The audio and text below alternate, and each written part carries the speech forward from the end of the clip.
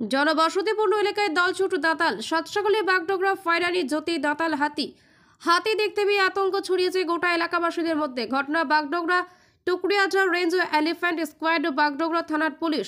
হাতি দেখতে মানুষের উপচে পড়া ভিড় নিয়ন্ত্রণ করতে বন দফতর মাইকিং শুরু করেছে।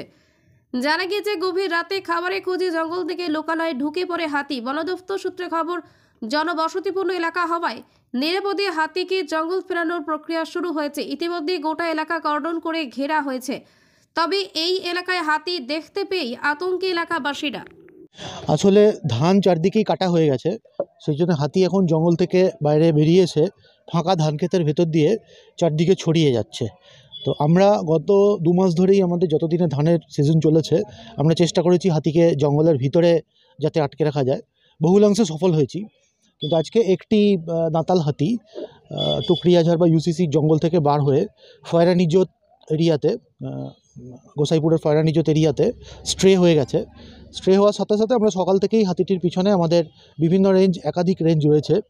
আমাদের বাগডোগরা রেঞ্জ, টুকরিয়াঝাড় রেঞ্জ, আমাদের এলিফ্যান্ট স্কোয়াড রেঞ্জ এবং আমাদের পানিঘাটা রেঞ্জ, এছাড়াও বাইরে থেকে শুকনা ওয়াইল্ড লাইফ স্কোয়াড এবং আমরা বৈকুণ্ঠপুরেরও সাহায্য চেয়েছি। একাধিক রেঞ্জ দিয়ে পুরো এলাকাটিকে কর্ডন করে ফেলা হয়েছে এবং স্থানীয় মানুষ যারা আছে, স্থানীয় মানুষদের বারবার সতর্কবার্তা দিয়ে এবং আমরা ব্যক্তিগতভাবে তাদের বাড়ি গিয়ে তাদের পাড়াতে ঢুকে তাদেরকে যথাসম্ভব বাড়ির ভেতরে থাকার জন্য আবেদন জানাচ্ছি এবং হাতিটিকে আমরা যথাসম্ভব কর্ডন করে রাখার চেষ্টা করছি। হাতিটিকে কি মূল হাতি বলা হচ্ছে? ওর একটি টাস্কার হাতি, তবে টাস্কগুলো খুব বড় সাইজের নয়, ছোট সাইজের। মূল হাতি বলা যেতে পারে, তবে আমরা টাস্কারই বলবো আমাদের পরিভাষাতে।